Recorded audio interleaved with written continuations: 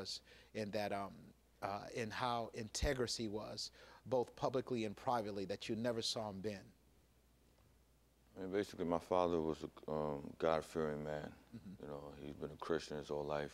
Yes. He's one of 13 kids, and he's the only one in all his siblings, who, I mean, his brothers and sisters who was a Christian. Mm-hmm. And so, you know, I just see how he modeled his life, lived by his convictions, lived by his principle.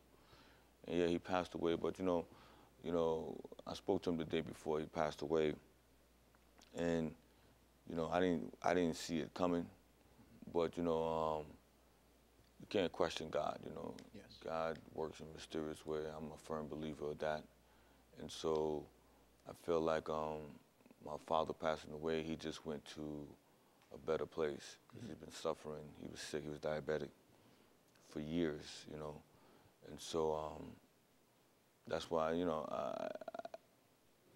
it's never easy. Yes. When one of your parents pass away, or your child, or whoever you love. Mm-hmm. But you know, everyone handle it differently. You know, and my way of handling it is more like to kind of like make myself a better person. Mm-hmm. You know, because I wish I was 1/10 of my father. You know, and I strive to try to be like that. He's been with one woman for 45 years. And I mean, it's not something easy in this day and age. You know, we're in the Facebook, social media world. But still, you know, I try to model my life after my father. That's amazing. I remember you told me that your mom and dad were virgins when they got together and they got married, and that's just really impeccable. So tell us a little bit more about, like, why Haiti? I mean, you have a documentary, a movie that I don't know if it's out yet or it's coming out, that's really showing people what's going on in that country. Well, I mean, you know, obviously Haiti because, you know, my father is from Haiti, so Haiti's in my blood. I was born in America, but I'm still Haitian American. Yes. And so, you know, Haiti for various reasons, you know, obviously, once again, I'm Haitian American, but also because, you know, the people suffering down there. But at the same time, you know, it's just a way of just kind of like letting people know something about Haiti, that for those who never even heard of Haiti, and those who heard of Haiti through the sound bites, through the media, were all negative. Mm-hmm. So this is, you know, an opportunity to kind of like educate people on what Haiti is really about. I'm here because God blessed me. You know, my parents could have stayed in Haiti, had me in Haiti, and I could have been one of those people in the tent. Yes. But my parents, even though they met in America, but, you know, they met in America, had my sister and I, and we had this opportunity to be born in America and be able to do whatever we want. My parents worked hard. My father worked in a factory. He worked as a cab driver. My mom was a nurse. I mean, we weren't rich, but we had a good Christian life. I went to church every Sunday. Mm-hmm. Pretty much anything I wanted, my parents gave me, made sure I stayed in school. And so, you know, when you have opportunities like that, you have to understand that you're fortunate, you're blessed, and the only thing to do, you have to give back. Yes. You know, because someone gave to me, which is God, through my parents. Mm-hmm. So it's my obligation to give back. Haiti just happened to be something that's in the forefront for me now, but I feel like I'm a crusader to, you know, whatever cause that I believe in to kind of help. And right now my cause is Haiti. Yeah, and I was, you know, like if you're doing work, I love your work you did on Skid Row in the streets. You disguise yourself as a bum on the streets and you live there, if I'm not mistaken, 9 days because you went to Yale for philosophy and psychiatry.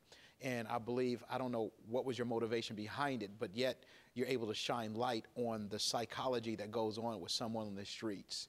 And I think that's really great work as being a humanitarian. Now, when you spoke at Yale on that subject, what are some of the things that you brought out? I mean, you know, look, I did this about, what year is this, 2011? Yeah, I did this about 5 years ago. Mm-hmm. And so this was pre-meltdown, this country globally that we're going through right now. It was just trying to show people that, being homeless, anyone could be homeless. The average American is one paycheck away from being, homeless.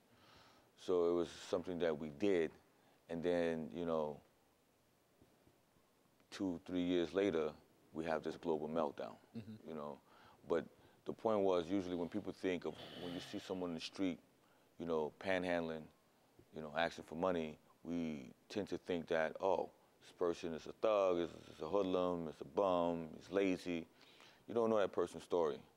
And when I found the stats on the actual people who are mentally ill and who really are chronically homeless, which means that they need some form of assistance, the percentage is so low.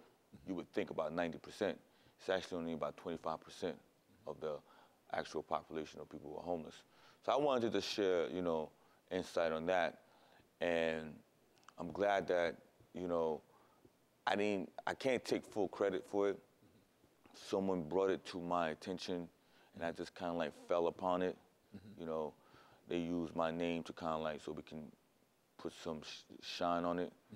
But, when he explained to me what the cause was, I was like, I'll support it, So that's one of various things that I'm supporting. But right now, Haiti's probably my focal point, just because, like I said, I'm Haitian, 1, 2, and people don't know that Haiti played a very instrumental part, especially when you're talking about America history.